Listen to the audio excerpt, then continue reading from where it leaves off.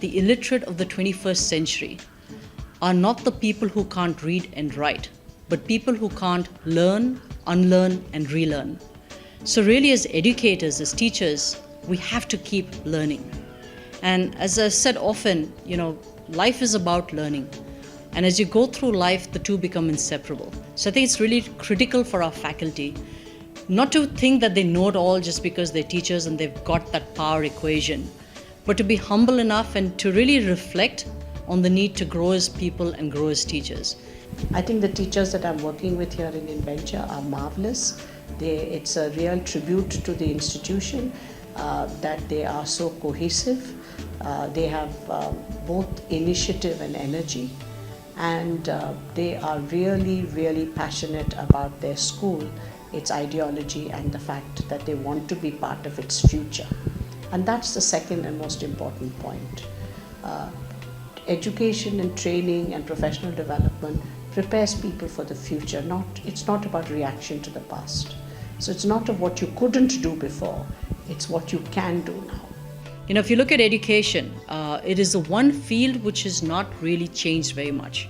The way we are educating our children today is not so different from how we got educated. It's no longer enough that we just take one textbook and say, if you have read it, that's enough. It's no longer enough to say that reading a book is a pastime. Kids are going to want far more than that. So equipping teachers to teach in the future means a mix of technology, of new products, familiarity, keeping the vision and the passion the same. One constant in life is change.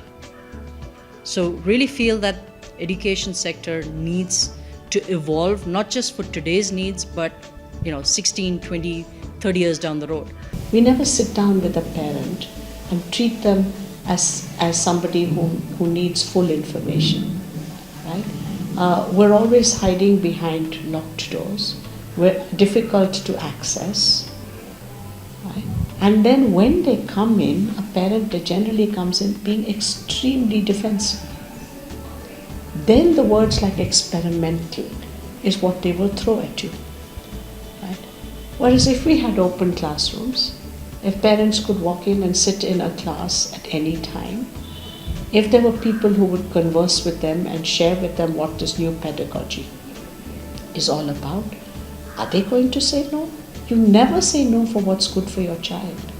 The other great thing about a program like this is that they actually experience experiential learning, which is what Inventure believes that students should have the benefit of, right? So they think, they reflect, they act, and they experiment with stuff. People are talking about education, they're talking about investing in education, they're thinking of the future of this country. Never in the time of India has this position been there, right? Never. Is this not a time to get up and grab it?